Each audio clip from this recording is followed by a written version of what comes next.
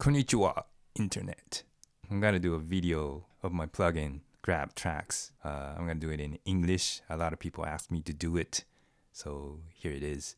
It works with many DAWs. I'm using Logic Pro. It works with Cubase, Studio One, and Reaper. Those are the 4 DAWs that has been tested.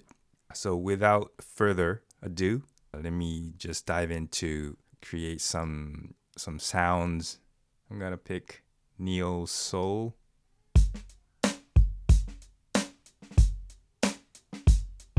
I'm gonna bounce it to audio. Whatever the sound is, it needs to be audio. If you don't see any waveform here, just play button, so it instantly will show you. So you just simply select the areas that you want to apply the sound effect to, and so this is the waveform that you selected.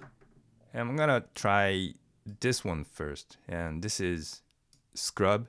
So you press once, it'll enter the enabled mode. You press again, it turns pink and it is in the editing mode. By clicking, you can draw dots and lines, and this is how you tweak your sound. Let's hear it. So what this does is, so this is the entire sample duration in time, the x-axis is. And the y-axis, the top, it's showing the beginning of the sound. Let me show you. When you do this, it plays normally. And if you do this, it'll just reverse the audio. So by doing something like this, you can control how the reverse is played. And right now, the sound only plays by itself. But here's a cool trick. You overlay another UI region, and when you press this button to enter the mix mode, it overlays 2 sounds and it instantly mix. And as you play along, so let's say you want to add a repeater to this snare. So that extends for the duration of this UI region. And when you want to make it quieter, here's the volume vertices. The first 2 vertices would grab the sound that you want it to repeat.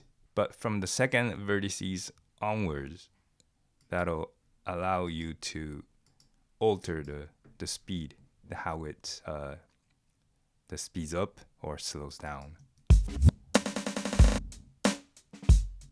Here are some of the parameters that you can tweak. And this is the intensity. By default, it's set as 0.5, so it speeds up in a linear fashion. But when you increase this amount, it slows down how it speeds up. And here's another cool effect. It potentially can be the most popular, is the tremolo. Let me play with this flanger with some resonance changing over time. And you can reorder how the effects are applied.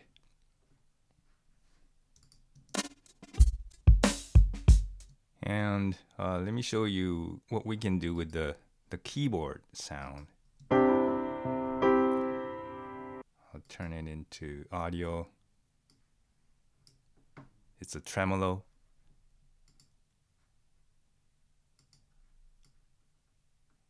Drawing a line like this would give you a tremolo effect of the start frequency is set as 1. It oscillates once per second. Let me just bump it up to something like 7, and let's hear it. So this is a static 7 hertz tremolo, but when you tweak this curve however the way you like, it gives you see the varying the speed of the tremolo. I'm sure it's doable with some standard tremolo plugins, but it's quite intimidating to alter how the speed would vary over time. But with this plugin, you can just draw a line and expect to come up with some interesting effect. And you can add some panning to it. Let me just get crazy with it, like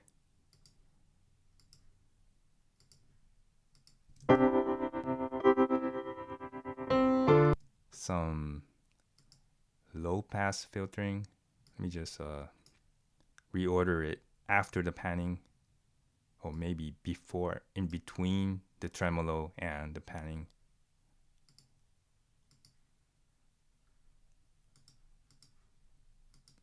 Something like this, something random. And you can also add a resonance automation curve like this. And each effect has its own in and out phase. So it fades in and fades out. In case you hear a click at a boundaries, you can just bump these numbers to get a smoother transitions between audios. So that's some side note to note about. And the region itself has its own in and out phase. So again, if you encounter any clicks out of boundaries, you can tweak these numbers. So it's quite straightforward. So that is pretty much it for this video. I'm like a lot of the people who's watching this video. I'm a songwriter and will be uploading some of my compositions or productions on this channel. So it will be like a mix of software promotions and music promotions. But like on YouTube, I'm doing a mix of a lot of stuff. So yeah, that's pretty much it. Until next time, sayonara.